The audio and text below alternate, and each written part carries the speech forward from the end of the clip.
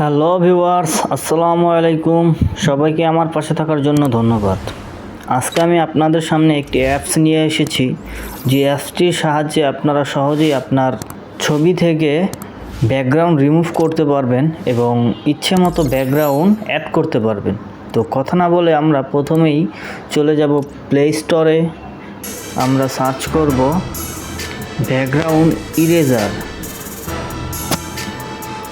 দেন আপনারা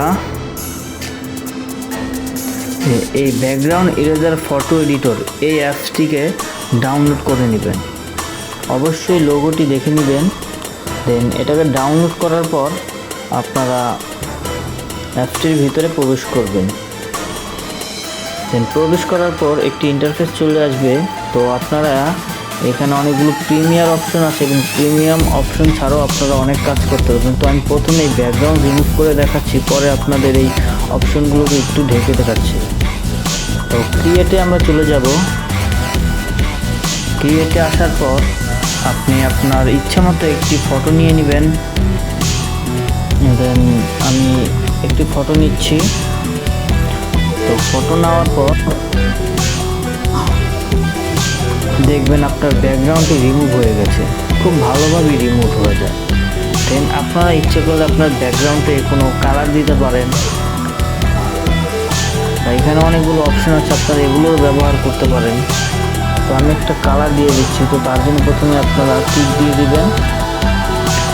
টিক দেওয়ার পরে ব্যাকগ্রাউন্ডে চলে যাবেন। দেন এখান থেকে আপনারা কালার দিতে পারেন। তো আপনার যদি কোনো কালার পছন্দ না হয়, দেন আপনারা এখান থেকে কোনো ব্যাকগ্রাউন্ড সিলেক্ট করতে পারেন। তো আমি এই ব্যাকগ্রাউন্ড দিচ্ছি। তো আপনি দেখছেন যে আপনার ব্যাকগ্রাউন্ডটা এখানে চলে এসছে। আর এখন আপনি যদি এখানে আপনার কোনো ফটো তো ব্যাকগ্রাউন্ড সেট করেন, তো অবশ্যই খুব ভালো দেখাবে, কারণ এখানে ব্যাকগ্রাউন্ডটা এমনভাবে রিমুভ হয় যা কোনো বোঝার কোনো উপায় থাকে না।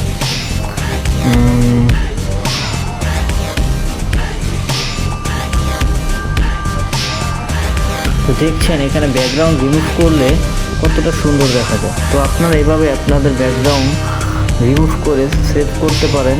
দেন সেভ করার জন্য আপনি এখানে সেভে চলে যাবেন।